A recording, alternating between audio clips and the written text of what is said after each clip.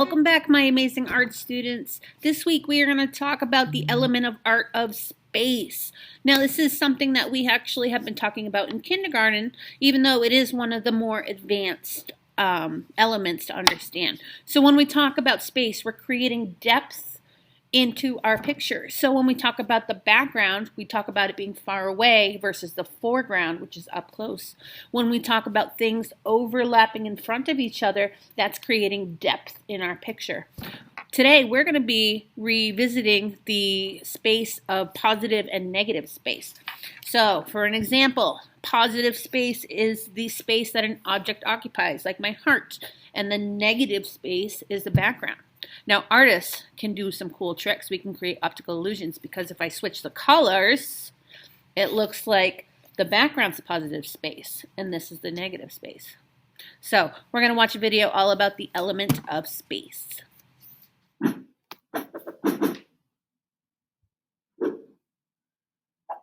The element of space is a bit tricky. When artists and designers talk about space, they might actually be talking about three distinctly different things. There's 3D space, positive and negative space, and white space.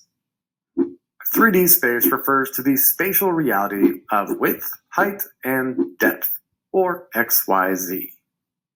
To render a sense of 3D space on a flat 2D plane, artists make use of 1 or 2 point perspectives, where vanishing points create the illusion of Z-depth. But even without vanishing points, whenever objects are layered in front or behind each other, some sense of 3D depth in space is implied.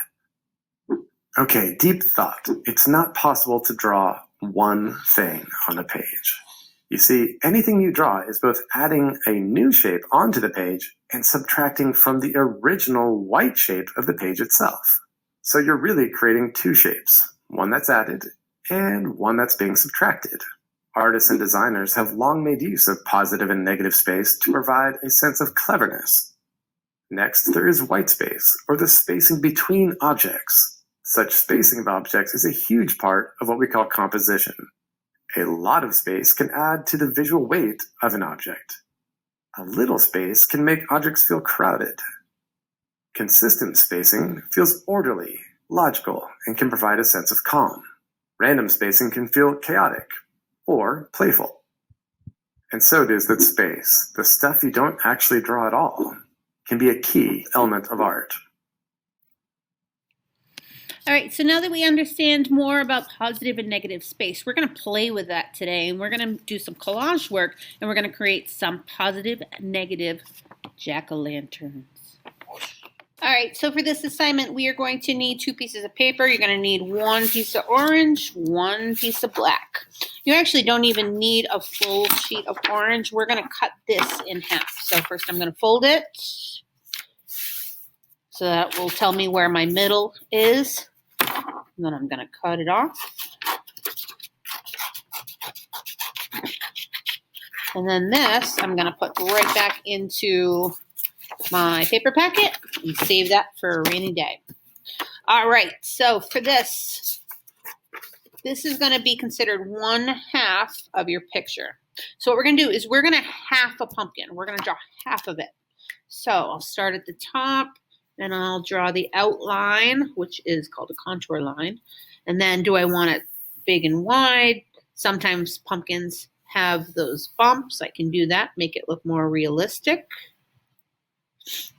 All right, so once I got my shape, I'm going to cut it out.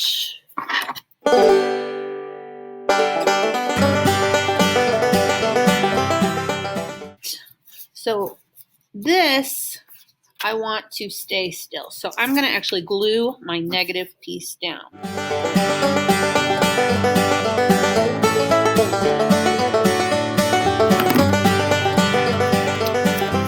I'm done, I'm going to line it right up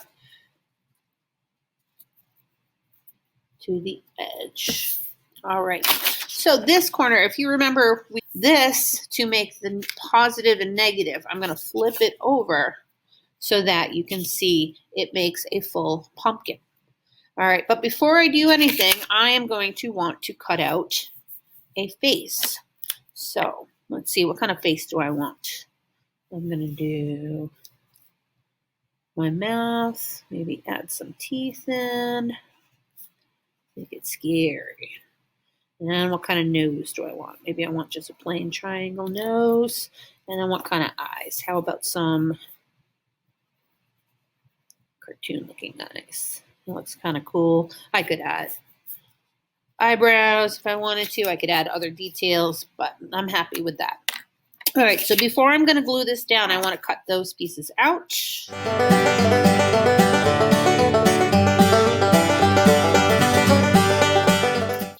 How do I get inside the eye? Well, if I fold it and then give it a little snip, that's going to give me enough space to get this in so I can cut out my shape.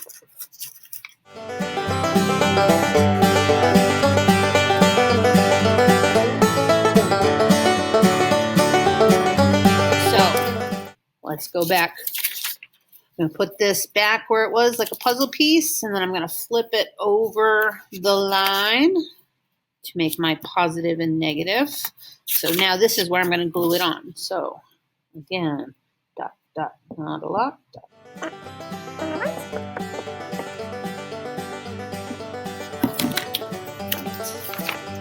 Make sure I want to line it up with the edge,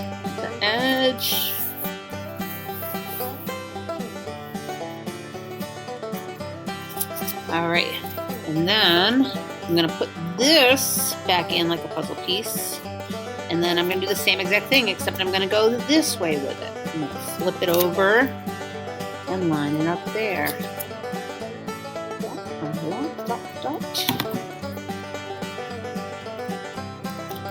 The nose was here, and I'm gonna flip it over the plane.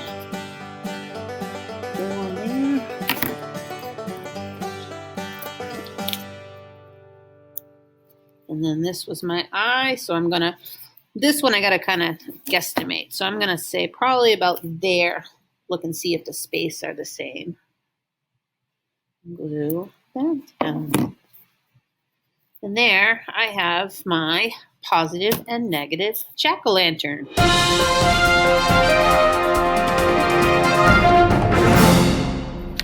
Okay, so my positive and negative jack-o'-lantern is complete, but why stop there? I am able to draw things. I can do some Zentangles. If you remember, those are like fancy doodles in your workbook. You've got all different patterns I can do. So what I did was I grabbed some white crayons and some Sharpies, and I added Zentangle designs to my picture.